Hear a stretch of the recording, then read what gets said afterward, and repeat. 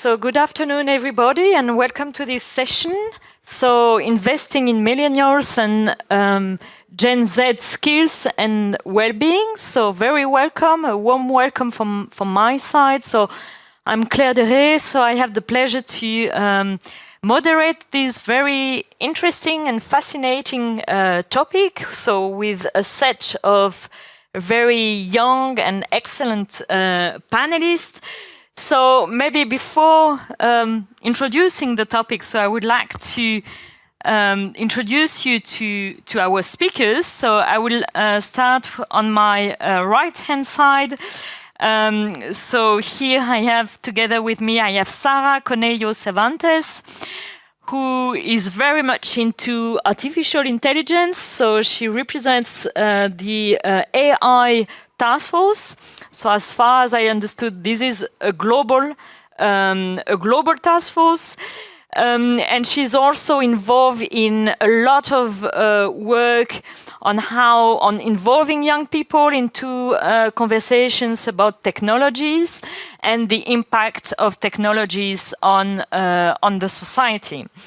Sarah was also part of, she took part in different summits, so on artificial intelligence, including at the United Nations, but also at the European level.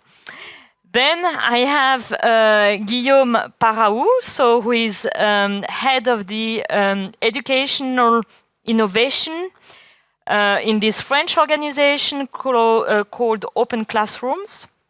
So it's really, as far as I understood, so promote and develop some online educational products.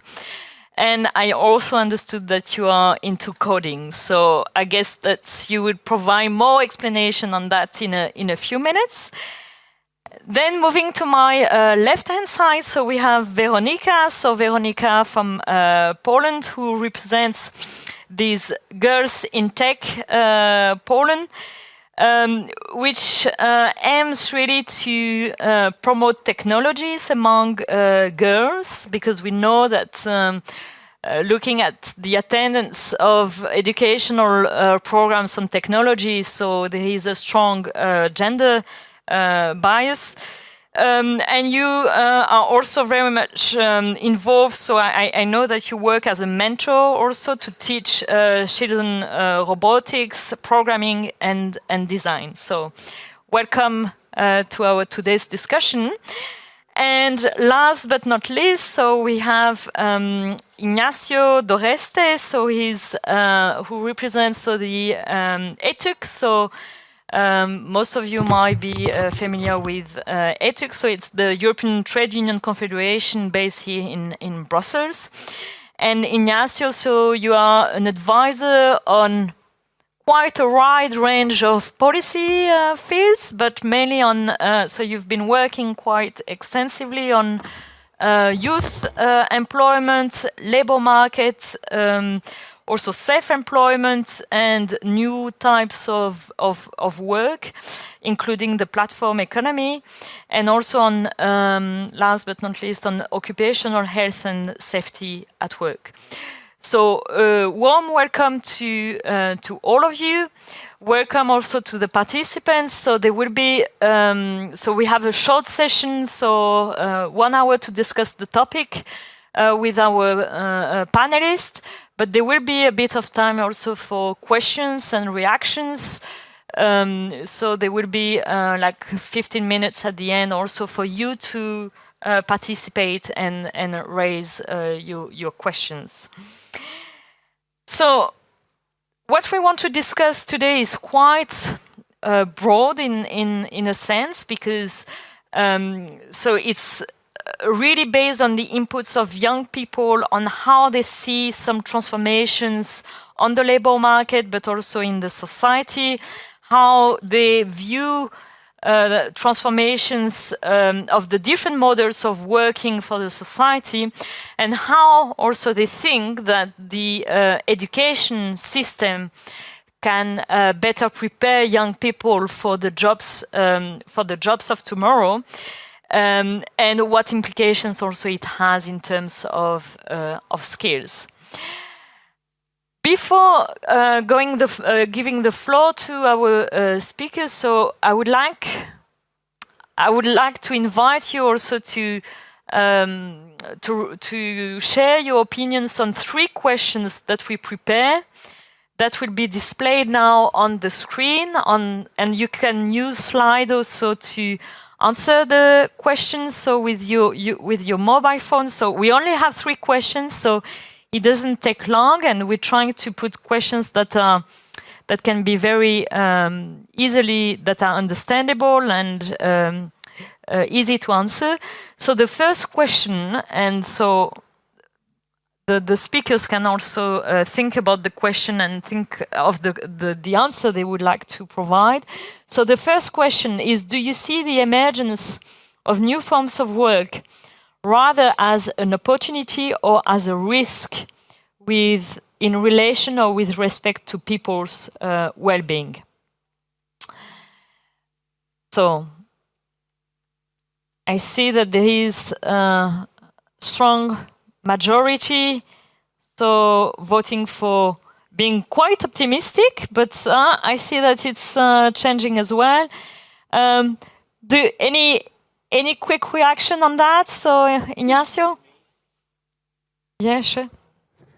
Thanks a lot. Well, I wanted to say that the ETUC, European Trade Union Confederation, the organization I represent, we also undertook a survey among many of our members, workers who are not affiliated to any trade union, and with also a sound representation of workers in the platform economy. And what we saw, to my personal surprise, is that we, trade unions, we don't see the emergence of these so-called new forms of employment as a threat, but as an opportunity as well. But of course, we are extremely concerned about the regulation of the employment rights that this situation is driving. But as such, we see the positive things of the new forms of work. So maybe it would be also interesting for you to compare the results of this survey with youth. So 67% of the people in the room see this emergence of new forms of work as an opportunity, and the rest as a risk. So maybe we can move to the second question. Yeah. So here, so it's about also the future of our social protection system. And here it's a very personal, so for each of you, a very personal question, whether you would prefer, what you would prefer between a flexible job with flexible working arrangements, working hours, maybe better work-life balance, and also maybe more time for family or leisure activities, and as a corollary to that, so also a poor social protection scheme, or will you prefer to have a full-time job, a more traditional type of job, but with a more comprehensive social protection package? It's a bit simplistic, but we have to put that in a simplistic way. Of course, poor social protection means not necessarily poor in itself, but means that there is increased responsibility for the individuals to ensure himself or herself against social risk, for instance. Any reaction from the speaker on this question? What would be your spontaneous, if you had to choose between one over the others? Yeah, I think it's quite interesting to see like the way that the question is phrased, because I think if you start with a job with flexible hours and a better work-life balance, then that leads you more to think that maybe your mental health is actually in a more stable position, and maybe you're less anxious and you're less stressed. And due to this, it could, like, there's correlation between like stress and then actually people who then become like ill. And so maybe that's like, oh, if you have a more relaxed job with more flexible hours, then you're less likely to need like more social protection. And then you see people with full-time jobs that have a really busy life and a really busy mentality, which then could lead on to more problems in the future. So I don't know how I would answer that question, but maybe like social protection is something that, if we do have flexible hours, is something that we might need to like transform into a different sort of protection than what we currently have. So it's not black and white, but Yeah. it's also probably also transforming the social protection system. I see 73% of the room, so still in favor of a full-time job with a comprehensive social insurance package. So meaning that probably also the system as we have it has also some strength that we shouldn't throw away. And lastly, we have a third. So our third question that will be displayed very shortly.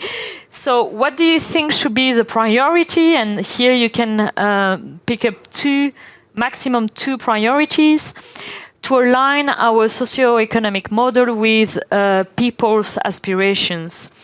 Aspirations with respect to working patterns, work-life balance, lifelong learning.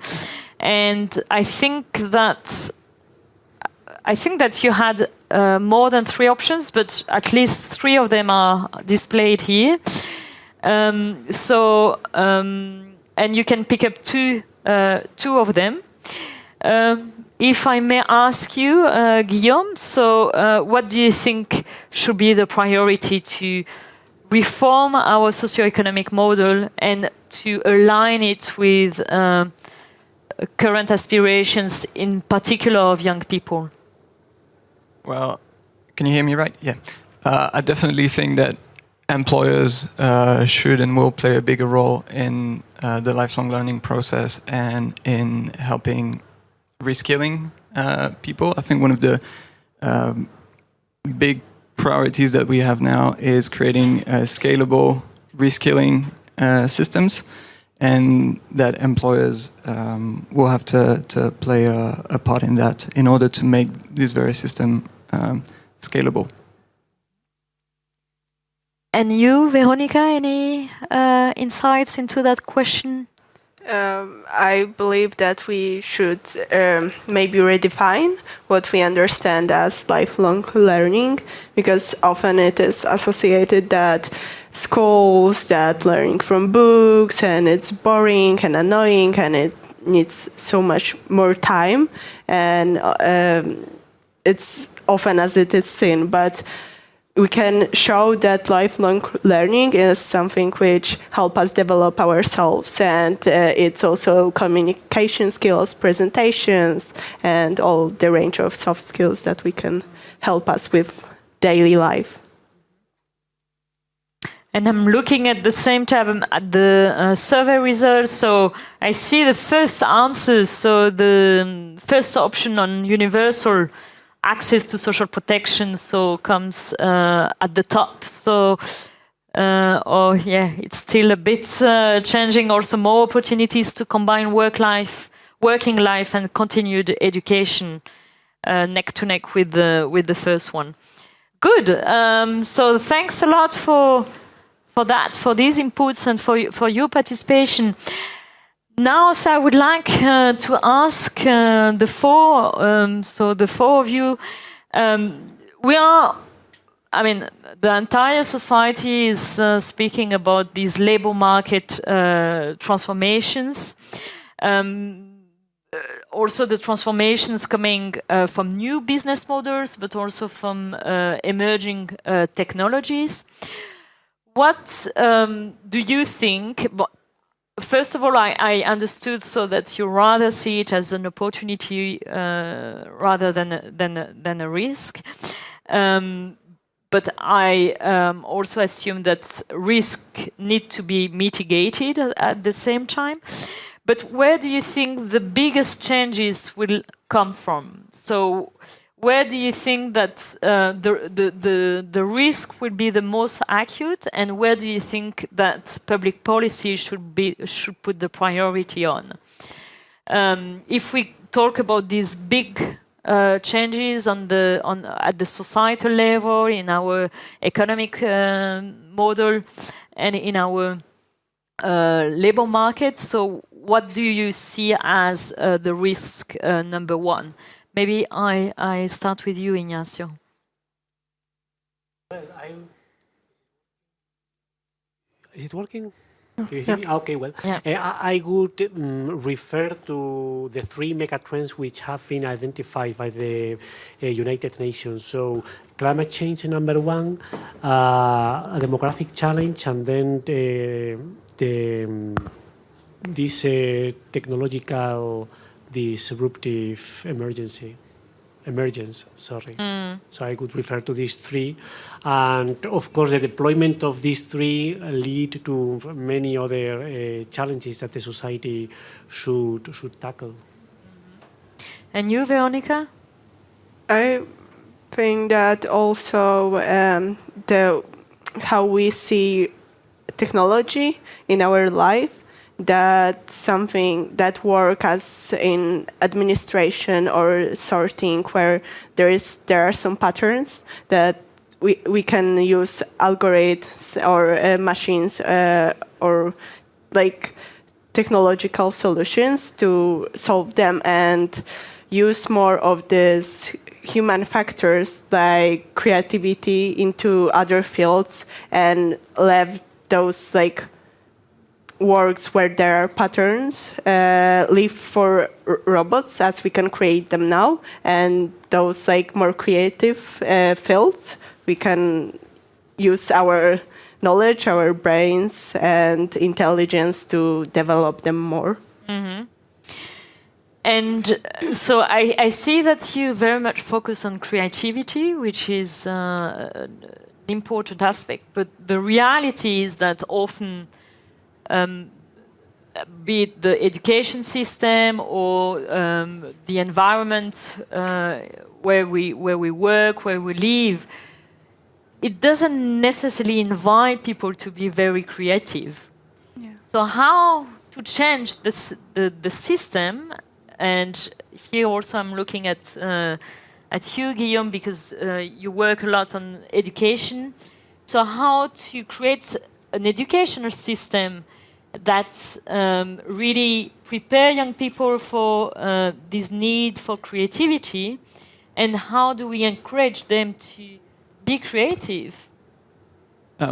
So I won't speak for solution for K through 12 and young, very, very younger people, because that's not my area of expertise, but in general, and I think that may be applicable, competency-based education is a very promising area, which consists basically in aligning learning outcomes from curriculum with job or professional requirements.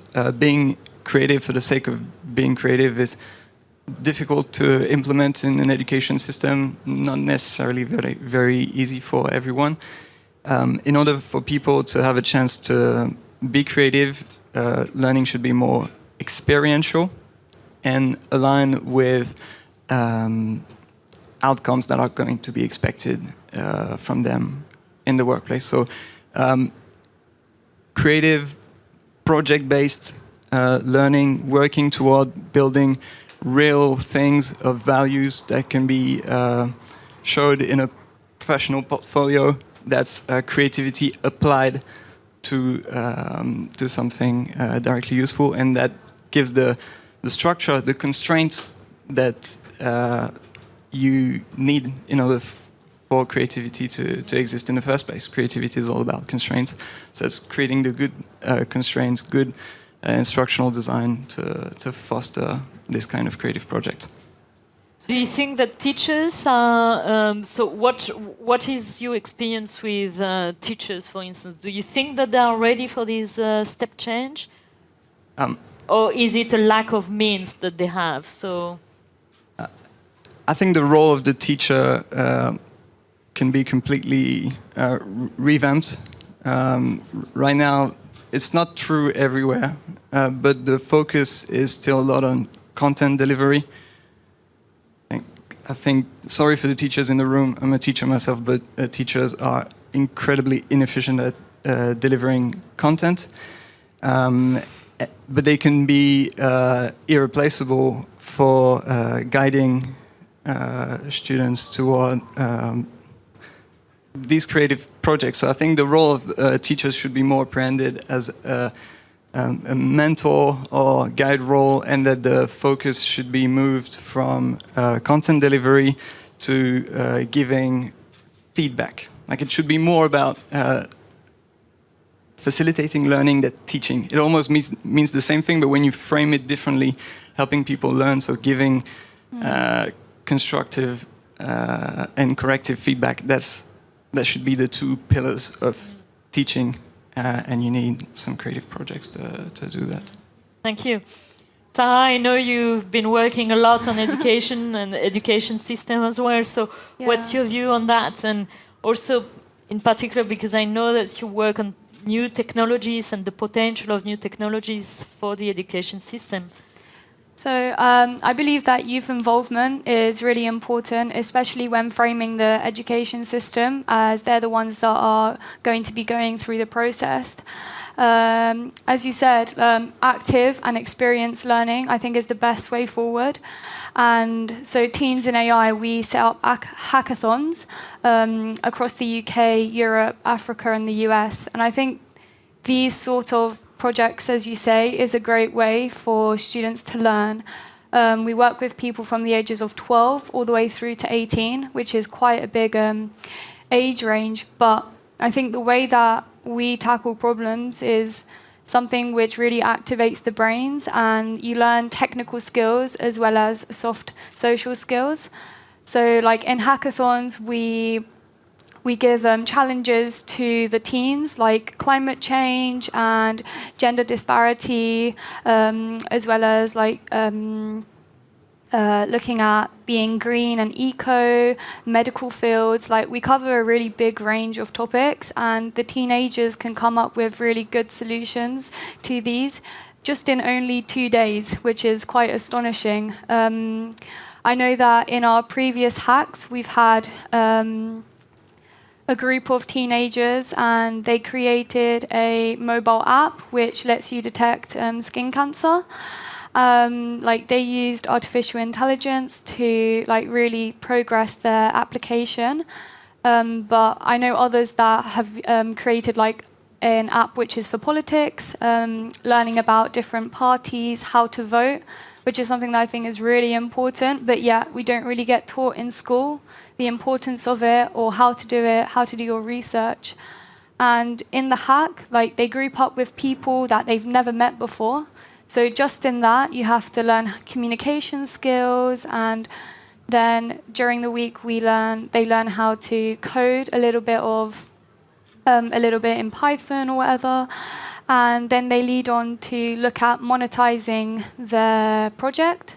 So like the economic side of it, as well as at the end pitching to judges. So I think all those are skills that are crucial in the future. But yeah, in the education system currently put in place, don't touch even a little upon them.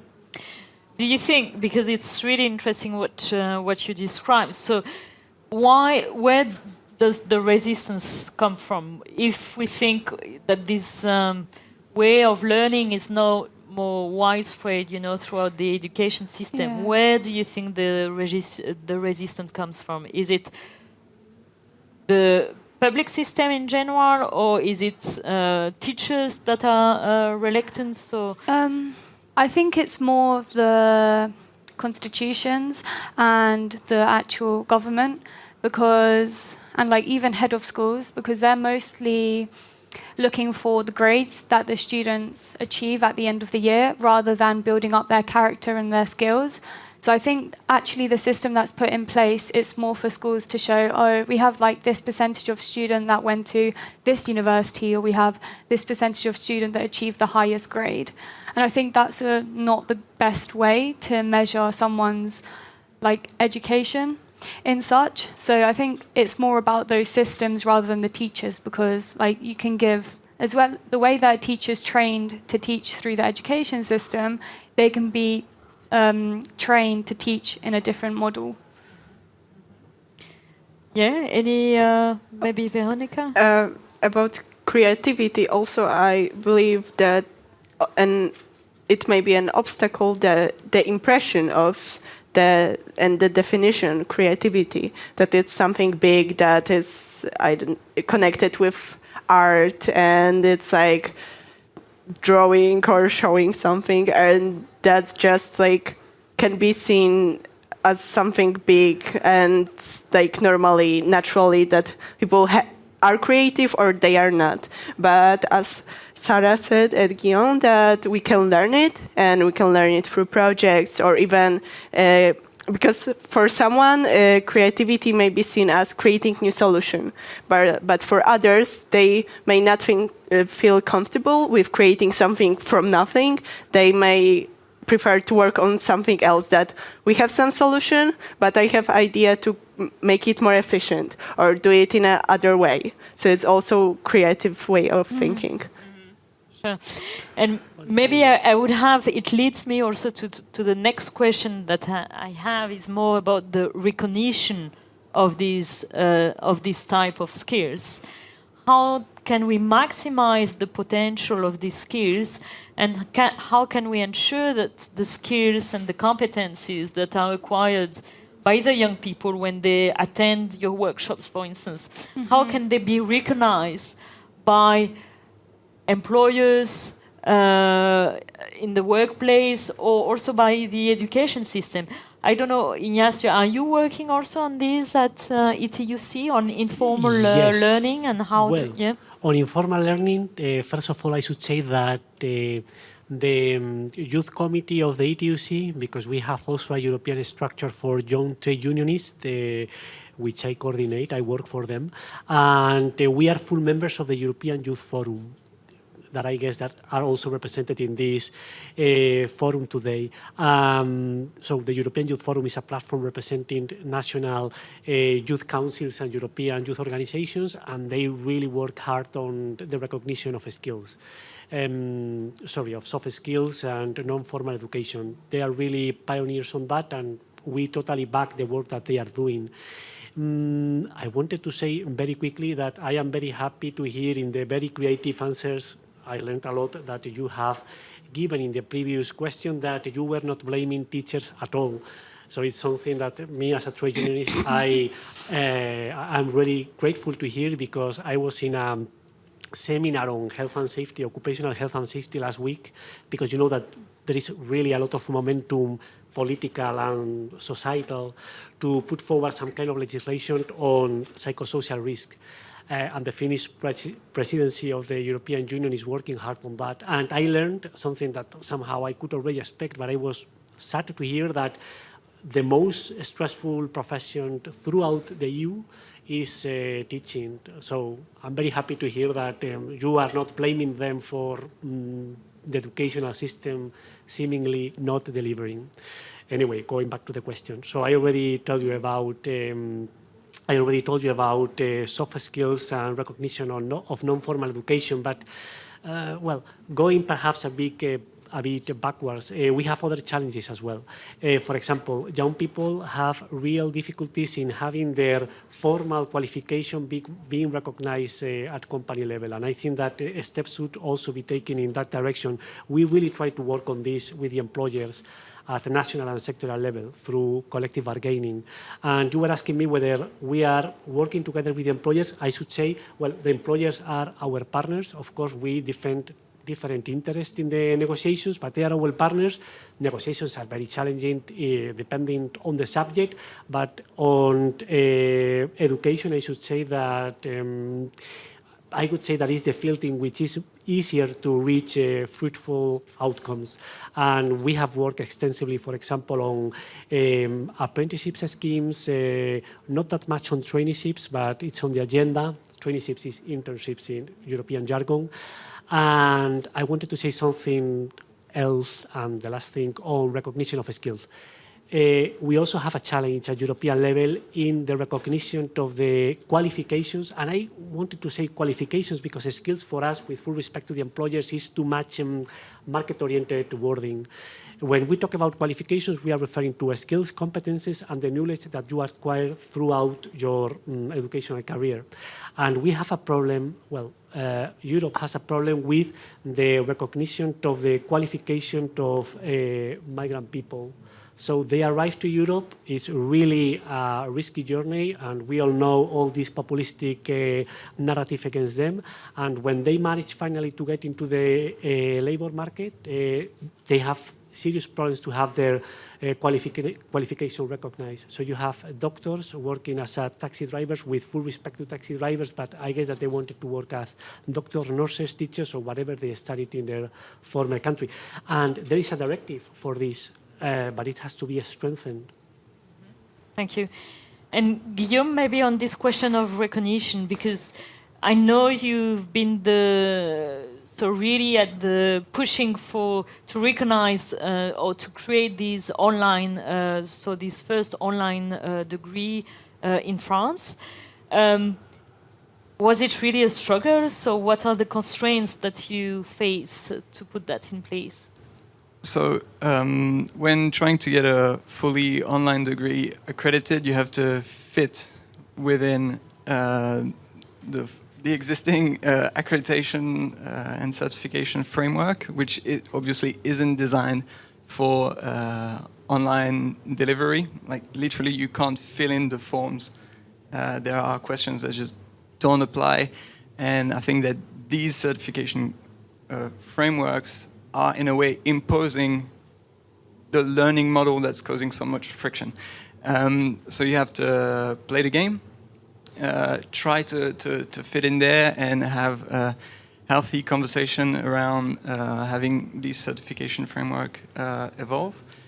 And at the start, so in France, we had the chance to be able to do it at first, mostly essentially for vocational training, very hard skills, or competency-based training, but with a strong focus on hard skills. And now, a couple of years later, we can see a lot of other online schools flourish, and I mean, that's great. And now we are in the process of doing a better job with the soft skills aspects. So that's been a big topic for me this year. We created another soft skills framework, but that we are trying to get significant industry partners to adopt.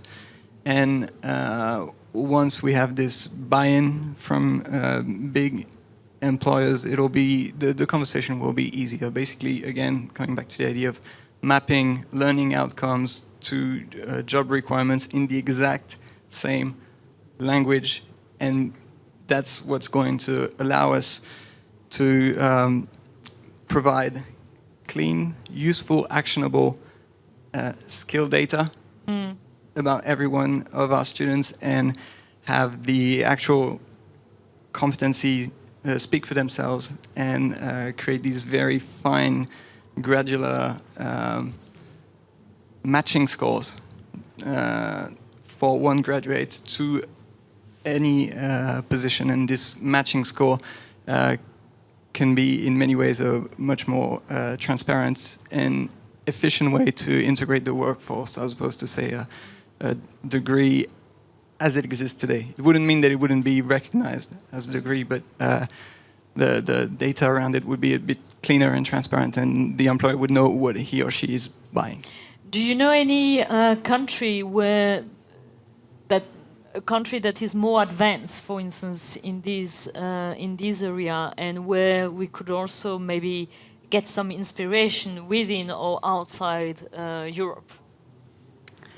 I know that when it comes to vocational training, Singapore is very advanced. I think what they've been doing for the past few years have inspired in some way French policies.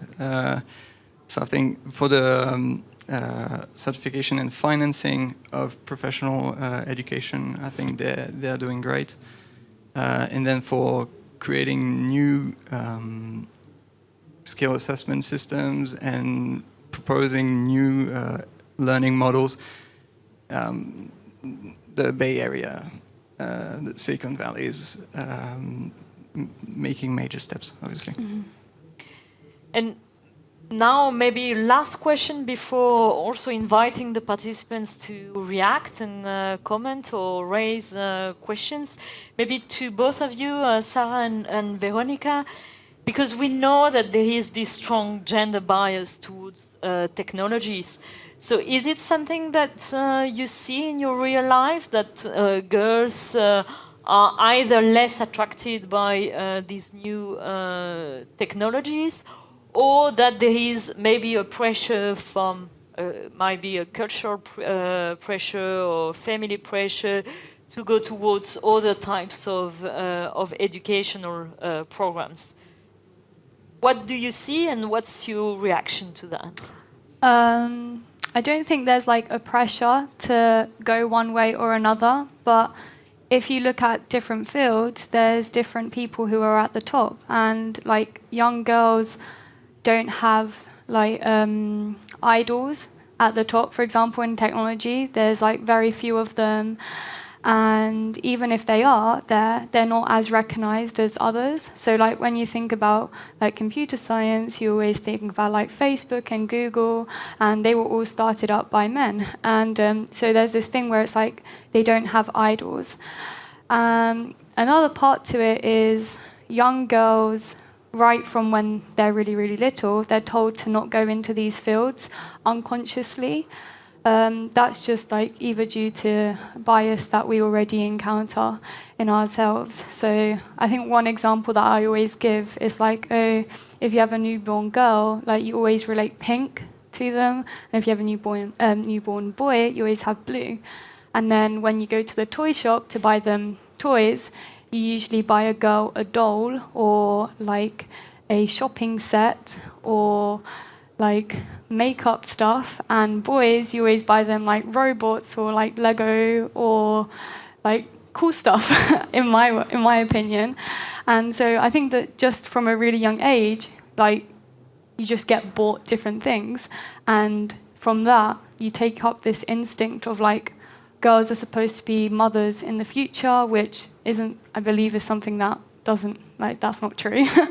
And then boys are supposed to be this strong masculine character, which I also think is not true for boys. So I think we really have to start pushing for these, to stop gender stereotypes, which I think is what's really hurting us all. And this isn't just in the field of technology. Like, if you go to humanities, most people working there are women.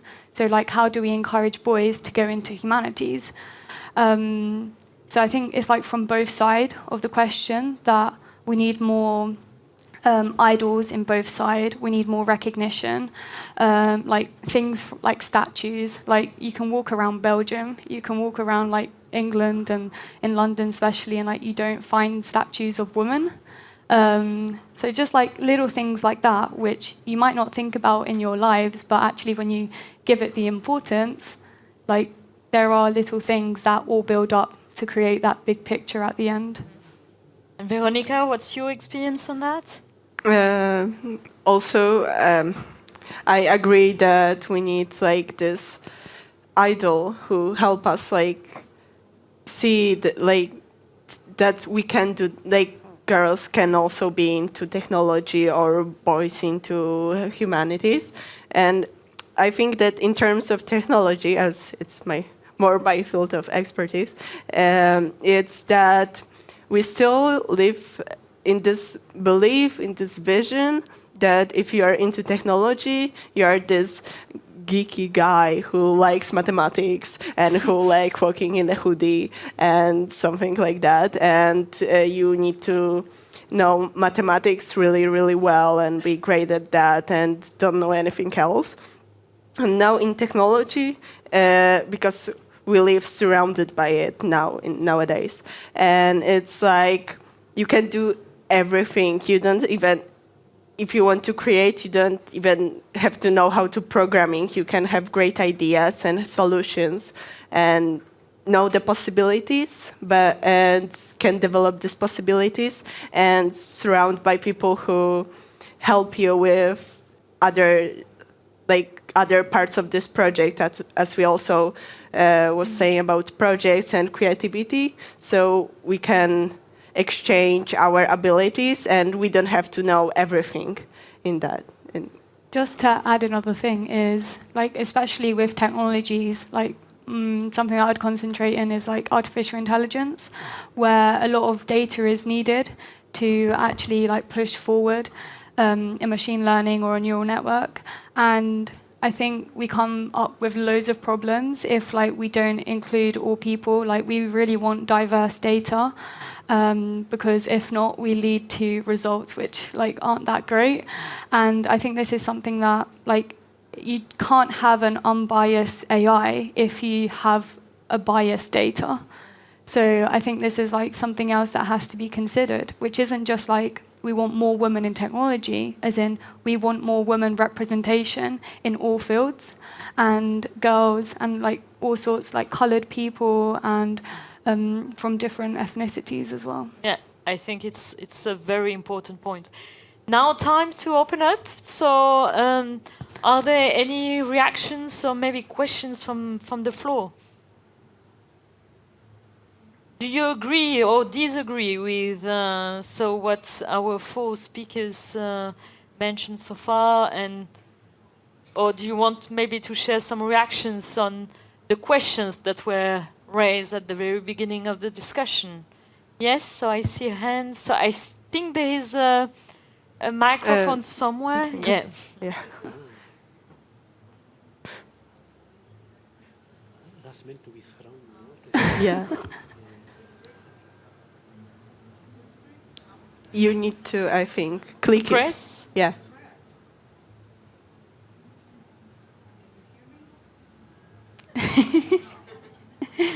Too much technology. Yeah, I could raise my voice. Technology, yes. So my name is Beata Zwierzyńska, and I've been a teacher for 16 years and also a head teacher of a school, and I'm a researcher, represent Eurodoc. And my research is mostly about teachers' role in school democratization. Also, in like a side interest is democratization through technologies. And there are so many things to comment. I don't know what to start with, but perhaps I will say that I'm also happy that you're not blaming teachers for the systemic problems, and to change the system, to change schools, for me, means to focus on teachers, or precarity of their work, and also their skills. So how can you change a system if the person who is teaching in the current form schools that we know doesn't have the skills that they need, because they focus either on the work and just look in the classroom what they do. They do not look outside the classroom very often, or just don't have time for it because they are just tired. And to change the system means to educate teachers in a way that allows them to understand and to practice the freedom to understand technologies, but not in technical ways, like how to use a whiteboard or like interactive whiteboard or something else, or smartphone, but to know the dangers of disinformation, artificial intelligence, and things like that. So when we talk in many rooms about education as the main factor for change, innovation, importance in research, somehow it's a cliche, because we do not mention actually the main actors, in a good and bad way, actors who are in the power position to actually implement the change or allow the change to happen. That's my comment in brief. Thank you. Any reaction to that? Yeah. Yeah. I think your point are really good. So Teens in AI, we're currently working with the UK government to try and see if there can be a shift in the education system. Maybe not as great, but actually to include extracurricular activities which are for you to learn like skills or other types of qualifications which aren't things like A-levels or GCSEs. And so going back to your point about teachers is, so the hackathons that we run, actually we present them in a pack PDF form that can literally be handed out to any school. And it's just the willingness of the school, usually head teachers that are willing to make time for these events to occur. We recently had one which was like a global one in London, so any London school could apply. And it's something like you just have different PowerPoint slides that you can run through. We spoke about ethics in AI. We spoke about marketing and money management, as well as presenting skills, which are things that teachers already have an idea of because it's not content. It's not things like how to program or like how like this part of your body works, like in biology, or like something in English, like reading a book. It's not like that. It's skills that teachers should already have from their teacher training and which just can be applied in a different way. So I think that's way that a school can actually go around into introducing these kind of events. I think there is also something that maybe you didn't touch upon directly, but indirectly when you were mentioning also the disinformation. And so having this critical mindset also in the age of new technologies, in the age of also fake news and access to, I mean, the widespread deployment of social media, the responsibility also of the society and in particular of the education system to build this critical mindset is, in my view, also very, very key. Is it something that you see that is present in our educational system, that we are prepared to? Veronica? I think in many educational systems, we are like strictly focused on in my opinion, they are mostly the way how we are learning is really outdated because we learning really theoretical knowledge. So, for example, from science, or we don't really understand how the processes occur, but we need to know them. And the way how we learn, it's not always give us the chance to use it later because we just remember that we don't. And for example, if it's not like learning through projects, because we can, and like in projects, this creativity, this, as you said, critical thinking, we're taking into creating some solutions, and we try to change what we learn about. And I think that's combining all those skills. Yes, I agree with what you just said, and also the comment from the floor. But all this we are demanding to teachers and the system should be backed by funding, and there is a need for funding. I mean, to support the public education system, to make it free and universal, also to extend it to 0 to 3, because we have been talking, and I'm very happy with that, about gender balance and the need to put forward work-life balance. And without 0 to 3 free education, this is going to be extremely challenging. There is a directive recently adopted by the European Commission, so we look forward for its timely and effective implementation at national level. But yes, there is a need for funding for the public systems, and also funding for in the job training, something that we haven't been discussing,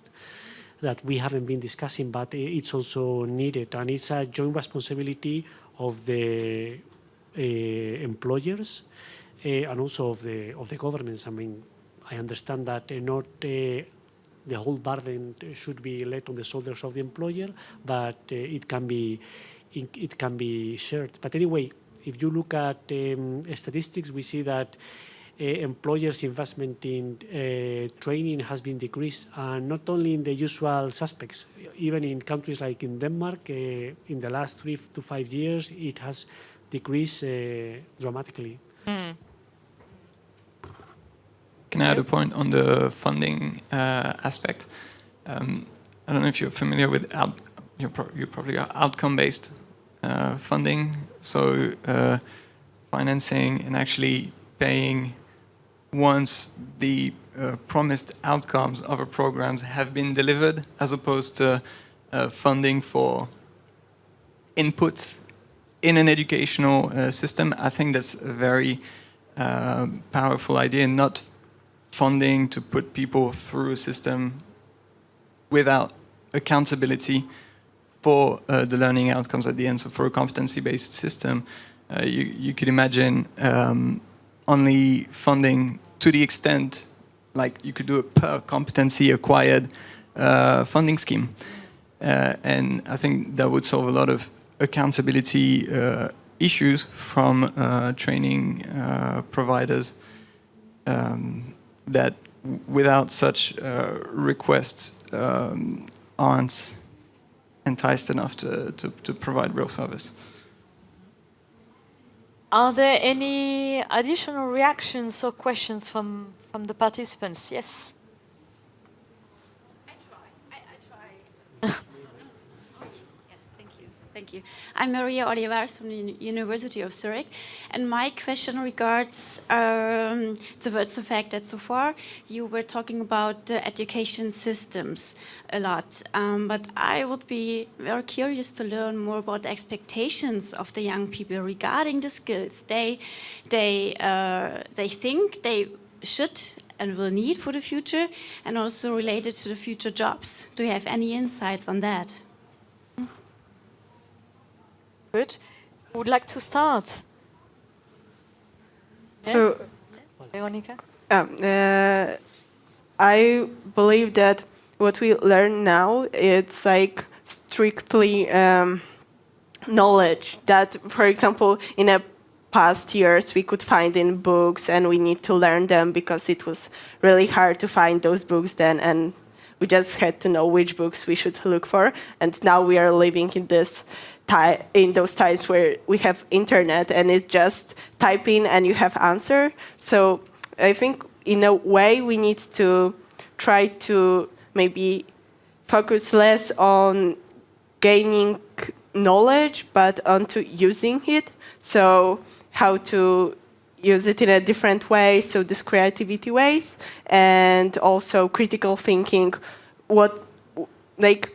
not describing the process, but what do you think, for example, what are factors, what are causing this, or what can influence that, or like more going into around, and for example, for students, like give them a chance to get on their own way to this topic. It might be like, those might be different ways, but to let them find out something. And if I don't remember the name of like part of this process, I understand how it looks like, and I can just type in and I know it. And also then if I understand how this process occur or look like, what is this process and what are the steps of it, I can then present it, communicate it, and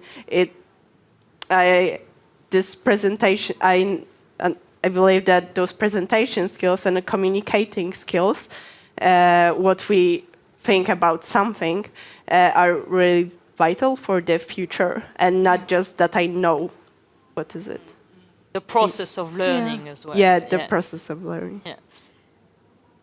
I don't know, Guillaume, yeah? Yeah, sure. I think you made a really good point. I think a new way which we should actually start to learn is project-based, as all of us have actually mentioned. I think problem solving is something which covers a lot of these skills, and by doing projects you gain a lot from it. So as Veronica was explaining, is like if you miss out one piece of information, like in a test, you could actually end up getting a bad grade. But in reality, like in the workforce, you can just Google it. Like is something that we all have access to. And I think this scrutiny is affecting a lot of young people. So by doing project-based and proposing them with a question, for example, they're able to go and do separate research, which I think is a key skill that we will all need in the future, like research-based, how to ensure something that you read is trustworthy, like cross-checking, things like this, which you're not taught in school specifically, is one skill that I can give an example to, which is something that you will need in the workforce in the future. Yes, sir. Yeah. I think trying to link the critical thinking piece and the expectations of the students toward educational offers. I think that young people, they can be very good at critical thinking. They can be very skeptical towards educational offer. They see these huge degrees, like 3-5 years. I don't know what's in there. There's no transparency as to what I'm going to, or there is little transparency as to what I'm going to learn and what I'm going to get at the end. So transparency is a key word, I think, in this discussion, being able to provide clearer information about the learning outcomes and the professional prospect that they can expect at the end of a training learning program. There's also a question about curriculum design and how the whole programs are designed. I think 3 years degrees is, it was cool when the economy was a lot slower. Now I think that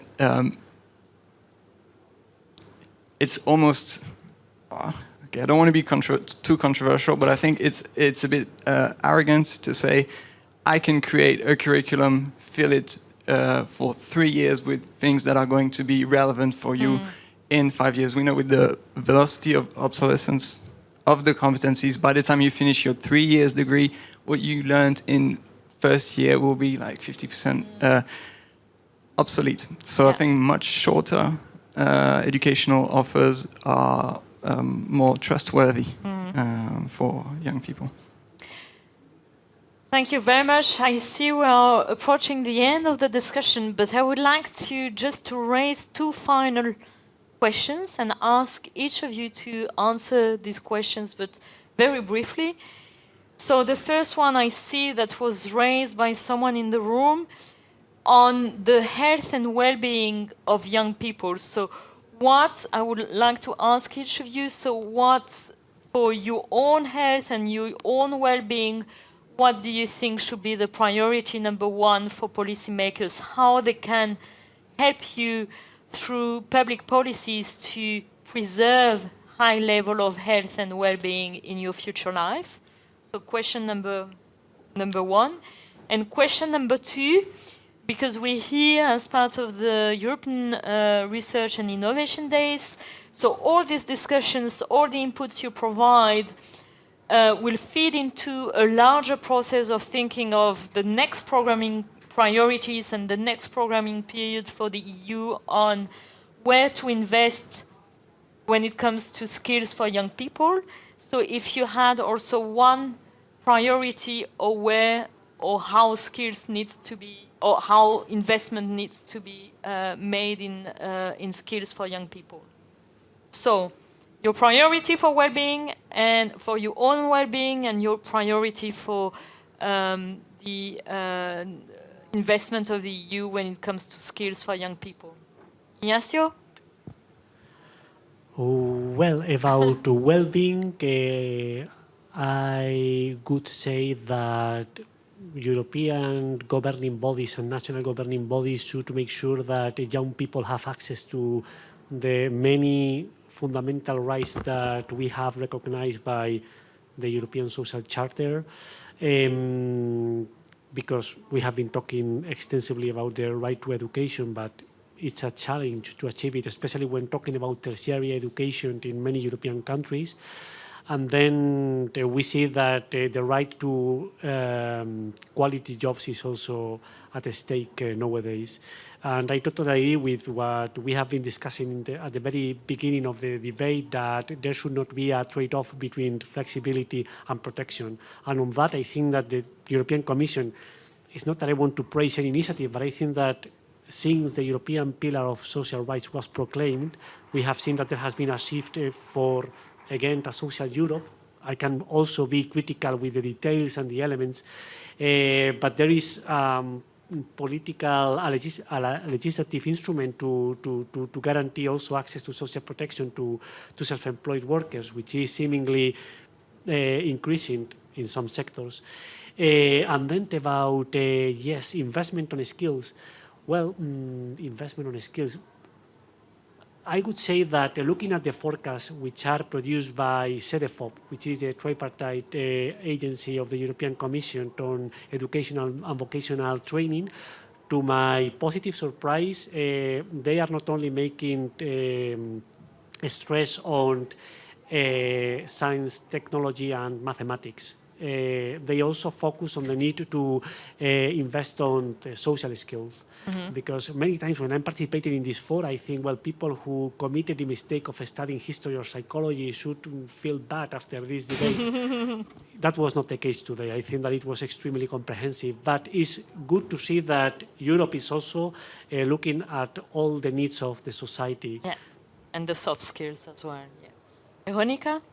So in terms of health and like mental health and well-being, I believe that real big problem is that people, like young people, don't really know what they want to do, because at school is learn this, learn that, and what's for. And it's really often sometimes that, for example, then after high school and learning everything, we need to choose one way, so one course, and then after a year or two, students change to another because they don't like it.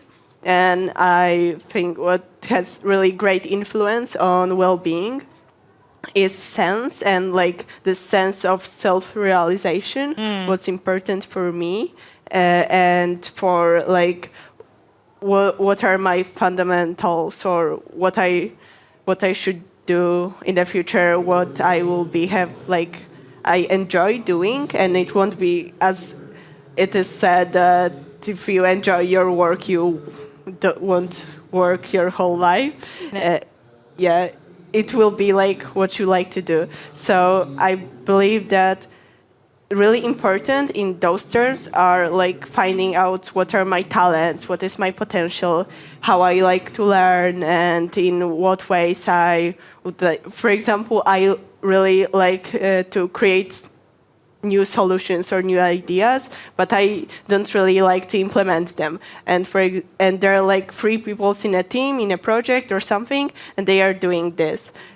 Each person has their own talent and their own potential. So I believe that finding out this will help us save years of this depression or something like that, this mental health breakdowns, if we know ourselves better. Yeah. Very good. Sarah? I don't know how policymakers would actually introduce this, but personally, I think the 3 most important aspects of health and well-being is diet, exercise, and headspace, meditation. And I think there should be some sort of workshops introduced in schools where people can really understand what a healthy lifestyle looks like. And when you eat healthy, you feel good. When you exercise, you feel good. And when you have your head free from stress and relaxed, you also feel good.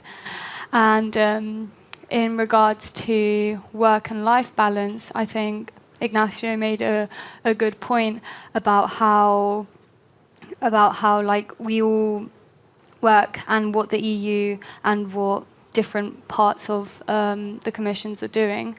And I think that's a good way forward in realizing what work should be done in the future. Thank you, Sarah. And Guillaume? Personally speaking, I don't need any particular help I have the chance of having a good education. My skills are in high demand, and I don't have to provide for anyone else. So I don't need a lot of help. But for the day when I will need to provide for kids, what I love governments to do is, and that's your point that inspired that, is really respect their sleep. Like sleep, number one health factor across the board. You have 5 hours of sleep, your immune systems go down. I'm not a scientist. I just read this really good book called Why We Sleep, and there's a whole part on it on education. And like I don't want to make kids until school is not keeps robbing them from sleep. Like sleep is more important than everything else, and I think it should be a huge priority to stop sleep depriving young adults and kids. It should be like the most important metric. If you're not doing good, don't do harm. And it starts at the kindergarten. Yeah. Very early. And if I may add a point in terms of prioritization for the second work-life balance and all that, that would be support scalable reskilling solutions. So reskilling, learning a whole new jobs from scratch.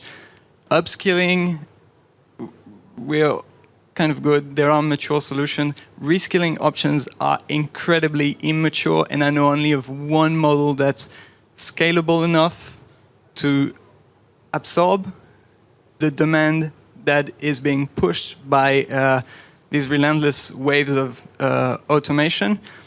I don't want to live in a world where people just can't reskill in proper conditions and have to go back to college, lose their family, move out, and stay 3 years somewhere just to hope to get a job that provides them with security. So scalability of reskilling options should be absolutely crucial.